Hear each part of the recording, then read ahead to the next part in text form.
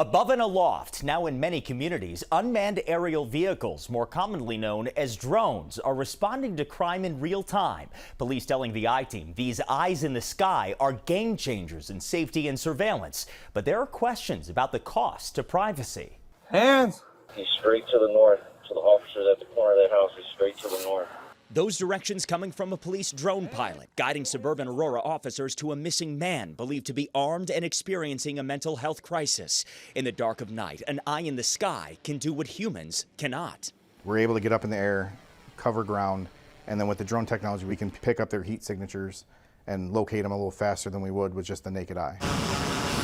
Aurora's trained drone officers operate within the Special Response Team. Nearly 24 are certified pilots and more are being trained. The department only revealing it has multiple drones in its fleet. How much of a game changer is this for you guys? It drastically increases our ability to maintain safety in numbers, as well as get as much intel as possible. Area police departments telling the I-Team drones are becoming a must-have tool to locate missing people, gather evidence at crime and crash scenes, monitor large public events, track fleeing suspects, and more. The biggest misconception is that police are using drones to spy on people.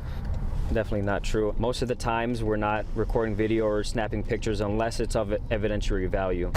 When you have that aerial view, you can really show to the judge and the jury this is the culmination of what occurred that resulted in the arrest. The I-Team riding along with Aurora officer Omar Ortiz, a certified pilot who puts the drone up for specific situations such as traffic stops when a person is flagged as a potential flight risk. And if this guy's taking off, then I can track him to wherever he's going.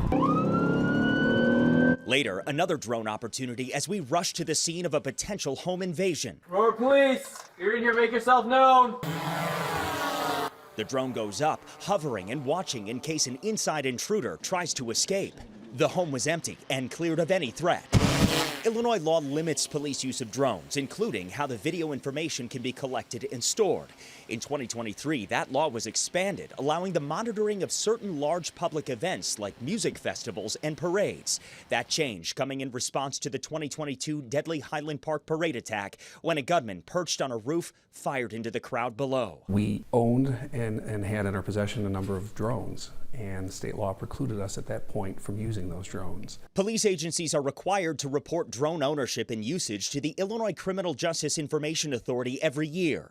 Of the 955 local and state law enforcement agencies throughout Illinois, in 2024, less than half responded about whether they had drones. And of that number, only 147 said they did.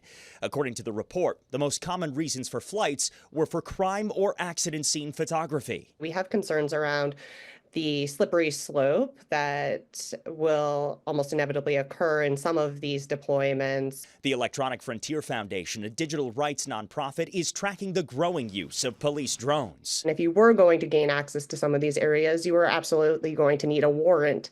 However, the drone is able to circumvent some of those requirements because the drone is able to go into a lot of different areas where the average patrol officer isn't going to be able to go. The group warns there's not enough protection to stop what they describe as the overreach and erosion of civil liberties. We're seeing a big push to deploy drones in response to all kinds of 911 calls, and obviously there's surveillance and privacy concerns with having basically flying cameras overhead every time. Using technology like this appropriately in police work is absolutely necessary to keep everybody safe. Coming soon to the tech-savvy Oak Brook Police Department, autonomous drones like this that swiftly respond to specific 911 calls. It's able to deploy itself, go to the scene at 50 miles an hour, getting eyes on the ground prior to officers' arrival. That's going to be huge. The futuristic drone will be housed on top of the department's roof. We're excited to be the first, not only in Illinois, but in